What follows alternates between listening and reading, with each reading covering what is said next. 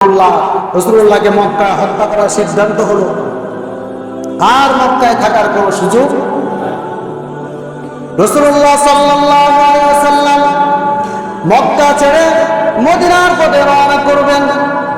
আল্লাহ রাব্বুল আলামিন রাসূলুল্লাহ সাল্লাল্লাহু আলাইহি ওয়াসাল্লামকে নির্দেশ দিলেন, হে রাসূল, কাফেররা আপনাকে ঘিরে ফেলেছে, মক্কায় থাকার কোনো সুযোগ নাই, মদিনায় চলে যান। রাসূলুল্লাহ মদিনায় চলে যাওয়ার জন্য বের হলেন।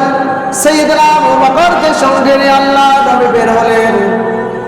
আল্লাহর নবী যখন খানায়ে কাবা বাইতুল্লাহর সামনে দিয়ে যাচ্ছেন, রাসূলুল্লাহ বাইতুল্লাহর দিকে বারবার ফিরে তাকাচ্ছেন। রাসূলুল্লাহ মনে মনে ভাবছেন, মক্কা ছেড়ে তো চলে যাচ্ছি, আর জীবনে কোনোদিন মক্কা আসতে পারবো কিনা সন্দেহ আছে, কারণ রাসূলুল্লাহ দ্বিতীয়বার মক্কা বিজয় করবে এমন কোনো সম্ভাবনা নাই। আর রাসূল ভবিষ্যৎও জানতেন না। রাসূলুল্লাহ মনে মনে ভাবলেন, মনে হয় জীবনে আর কোনোদিন মক্কা আসতে পারবো না। আল্লাহ নবী মনে মনে চিন্তা করলেন, আবু বকরকে বললেন, ও আবু বকর, মক্কা ছেড়ে চলে যাব, শেষবার মক্কায় একটু নামাজ পড়তে চাই, আমি একটু শেষবারের জন্য খানায়ে কাবায় ঢুকতে চাই। তৎকালীন সময়ে খানায়ে কাবার চাবি সংরক্ষিত ছিল উসমান ইবনে তালহার কাছে। আবু বকর উসমান ইবনে তালহাকে ডেকে নিয়ে আসলো। রাসূলুল্লাহ উসমান ইবনে তালহাকে বলল, উসমান, আমাকে একটু মক্কার চাবিটা তুমি দাও। আমি আব্দুল্লাহ পুত্র মুহাম্মদ আল্লাহর নবী হিসাবে তোমার কাছে ওয়াদা করছি, শুধুমাত্র 2 রাকাত নামাজ পড়ে মক্কার চাবি আবার তোমার কাছে আমি ফেরত দিব, আমাকে একটু চাবিটা দাও। রাসূলুল্লাহ যখন তার কাছে চাবিটা চাইল, উসমান ইবনে তালহা রাসূলুল্লাহকে অকথ্য ভাষায় গালিগালাজ করল, বলল, ও মুহাম্মদ, তুমি তোমার পূর্বপুরুষদের ধর্মে চুনকালি দিলা, পূর্বপুরুষদের ধর্মকে ছেড়ে দিয়ে তুমি নতুন ধর্ম গ্রহণ করলা, নতুন ধর্মকে প্রবর্তন করলা। তোমার কাছে মক্কার চাবি দেওয়া হবে না, তুমি মক্কার চাবি পাওয়ার যোগ্য নও, মক্কার ভিতরে ঢোকার জন্য তুমি যোগ্য ব্যক্তি নও। রাসূলুল্লাহ মনে বড় দুঃখ পেলেন, খুব কষ্ট পেলেন। তালহাকে বললেন, ওসমানকে বললেন, ও ওসমান ইবনে তালহা, তুমি আজকে আমি তোমার কাছে এমন করে চাবিটা চাইলাম, তুমি দিলা না, যদি কিছুদিন পরে আমি মক্কাকে বিজয় করে নিই, আর তখন যদি তোমার কাছে আমি চাবিটা চাই, তুমি চাবিটা দিবে নাকি? ওসমান ইবনে তালহা বলল, মুহাম্মদ, সিরা খাতায় ঘুমিয়ে রাজ্যের রাষ্ট্রপতি হওয়ার স্বপ্ন দেখিও না। তুমি তো গরিব, তুমি তো ফকির, তোমার পিছনে কেউ নাই, আবার তুমি মক্কার রাষ্ট্রপতি হওয়ার চিন্তা করো। আব্দুল্লাহ মারা যাওয়ার পরে চাচার আশ্রয়ে তুমি বড় হয়েছ, চাচার চুলার আগুন জ্বললে তোমার পেটে খাবার জড়ায়, সেই মুহাম্মদ তুমি মক্কার অধিপতি হওয়ার স্বপ্ন ভুলেও দেখিও না। রাসূলুল্লাহ সাল্লাল্লাহু আলাইহি ওয়াসাল্লাম খুব কষ্ট পেলেন, দুঃখ পেলেন, দুঃখ নিয়ে কষ্ট নিয়ে মক্কায় নামাজ পড়তে পারলেন না, মদিনায় চলে গেলেন। আমার নবী মদিনায় গিয়ে মদিনার রাষ্ট্র প্রতিষ্ঠা করলেন। মদিনার বৃহৎ রাষ্ট্র প্রতিষ্ঠা করার পরে আমার নবী বিশ্বনবী রাসূলুল্লাহ সাল্লাল্লাহু আলাইহি ওয়াসাল্লাম মদিনা নামক রাষ্ট্রের সর্বপ্রথম রাষ্ট্রপতি হয়ে গেলেন। সুবহানাল্লাহ।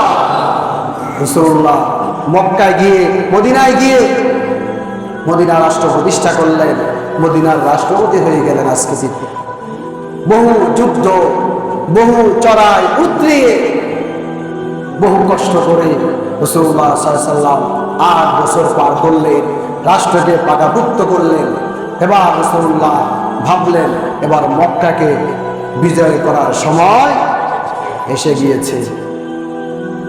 রাসূলুল্লাহ সাল্লাল্লাহু আলাইহি ওয়াসাল্লাম 10,000 সৈন্য নিয়ে, সাহাবাদেরকে সঙ্গে নিয়ে, তলোয়ার সবকিছু নিয়ে, যুদ্ধ সরঞ্জাম নিয়ে রাসূলুল্লাহ মক্কার দিকে রওনা করলেন। কোথার দিকে রওনা করলেন?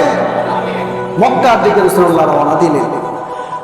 রাসূলুল্লাহ মক্কায় 10,000 সৈন্য নিয়ে আসছেন, এই কথা মক্কায় জানাজানি হয়ে গেল। জানাজানি হওয়ার পরে মানুষের ভিতরে খয়রাত শুরু হয়ে গেল, দৌড়াদৌড়ি শুরু করলো পালানোর জন্য। কে কোথায় পালাতে পারে সেই চিন্তায় ব্যস্ত হয়ে গেল। কেউ পালিয়ে অন্য দেশে চলে যাচ্ছে, কেউ ইয়েমেনে চলে যাচ্ছে, কেউ হাবশায় চলে যাচ্ছে, কেউ আবার মক্কায় খুব ভীত সন্ত্রস্ত অবস্থায় আছে। কারণ মক্কায় থাকা অবস্থায় মুহাম্মদের উপরে তো কম নির্যাতন করি নাই, খুব নির্যাতন করেছি। জানা যাবে মক্কা বিজয় করলে মুহাম্মদ আমাদের সাথে কি ব্যবহার করে। রাসূলুল্লাহ সাল্লাল্লাহু আলাইহি ওয়াসাল্লাম মক্কার একেবারে কাছাকাছি গেলেন, গিয়ে তিনি তাবু খাটালেন। আমার রাসূল মক্কায় প্রবেশ করলেন, সমস্ত সাহাবারা দুই দিকে দাঁড়ানো, দুই দিনে সাহাবারা দাঁড়ানো। রাসূলুল্লাহ মক্কায় প্রবেশ করলেন। প্রবেশ করে রাসূলুল্লাহ বললেন, ওসমান ইবনে তালহা কোথায়? রাসূলুল্লাহ বললেন, ওসমান ইবনে তালহা কোথায়, তাকে ডেকে নিয়ে আসো। ওসমান ইবনে তালহা ভয়ের চোটে কি করবে, তার তো দিশেহারা অবস্থা। চাবি নিয়ে ভয়ে ভয়ে রাসূলুল্লাহর কাছে আসলেন। রাসূলুল্লাহ বললেন, ওসমান তুমি আমাকে চাবিটা একটু দাও, আমি একটু মক্কার ভিতরে ঢুকতে চাই। চাবিটা রাসূলুল্লাহ ওসমানের হাতে দিলেন, ওসমান থেকে নিলেন, নিয়ে মক্কার ভিতরে প্রবেশ করলেন। সমস্ত মূর্তিগুলাকে ভেঙে রাসূলুল্লাহ সেখানে 2 রাকাত নামাজ পড়লেন। এরপরে রাসূলুল্লাহ যখন খানায় কাবা থেকে বেরিয়ে আসলেন, সমস্ত বড় বড় সাহাবারা রাসূলুল্লাহ একটু সামনের দিকে আগিয়ে আসছেন। যে আবু বকর, ওসমান, আলী অথবা ওমর, বড় বড় সাহাবারা, রাসূলুল্লাহ আত্মীয় স্বজনরা এগিয়ে আসছেন। চাবিটা রাসূলুল্লাহ আজকে কার হাতে দেয়, কার হাতে রাসূলুল্লাহ চাবিটা দিবেন, এটা দেখার জন্য সবাই একটু এগিয়ে আসছে। কেউ মনে করছে, আবু বকর মনে করছে আমি বয়োজ্যেষ্ঠ, মনে হয় আমার কাছে রাসূলুল্লাহ চাবিটা দিবেন। ওসমান মনে করছে ওসমান ইবনে তালহা নয়, আমার ওসমান ইবনে আফফান, রাসূলুল্লাহর মেয়ের জামাতা ওসমান ইবনে আফফান। আর কাবার সাবি সংরক্ষণ হচ্ছে ওসমান ইবনে তালহা। ওসমান মনে করছে মনে হয় চাবিটা ওসমান ইবনে তালহা নয়, ওসমান ইবনে আফফান মনে করছে আমি তো রাসূলুল্লাহর মেয়ের জামাতা, মনে হয় আমাকেই দিবে, যেহেতু নামের সাথে কি আছে, মিল আছে। ওমর মনে করছে আমাকে মনে হয় দিবে। আব্দুর রহমান ইবনে আউফ মনে করছে আমি তো সমস্ত সাহাবাদের সিনিয়র সাহাবা, আমাকে দিবে মনে হয়। এইভাবে সবাই চিন্তা করলেন। আমার নবী, আমার আপনার নবী রাসূলুল্লাহ সাল্লাল্লাহু আলাইহি ওয়াসাল্লাম পৃথিবীর ইতিহাসের এক দৃষ্টান্ত সেদিন তৈরি করেছিলেন।